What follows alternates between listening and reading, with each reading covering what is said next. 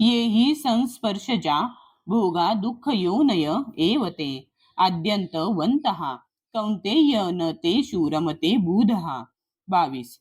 ये जे ही निश्चितच संस्पर्श ज्याहा भौतिक इंद्रियांच्या संयोगापासून भोगा हा भोग दुःख दुःख योनय हा मूळ किंवा कारण एव निश्चितच ते आदी प्रारंभ अंत शेवट वंतहा बाध्य असतात. कौंतेय हे कुंती पुत्रा न कधीच नाही तेषु त्यामध्ये रमतो बुध हा बुद्धिमान मनुष्य. भौतिक इंद्रियांच्या संयोगापासून उत्पन्न होणाऱ्या दुःखांच्या कारणामध्ये बुद्धिमान मनुष्य भाग घेत नाही. हे कौंतेया अशा सुखांना आरंभ आणि शेवट असतो. म्हणून बुद्धिमान व्यक्ती त्यामध्ये आनंद घेत नाही. तात्पर्य: प्राकृतिक इंद्रियांच्या संयोगामुळे भौतिक इंद्रिय सुखे उत्पन्न होतात आणि शरीर हेच मुळी तात्पुरते असल्यामुळे प्राकृतिक इंद्रिये ही तात्पुरती असतात. क्षणभंगूर अशा कोणत्याही गोष्टीत मुक्त जीव रमत नाही.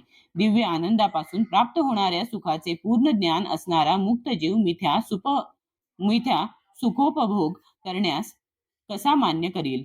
पद्मपुराणात सांगण्यात आले आहे की रमन्ते योगिनोनन्ते सत्यानंदे चिदात्मनि इति रामपदेनासौ परम ब्रह्माभिधीयते.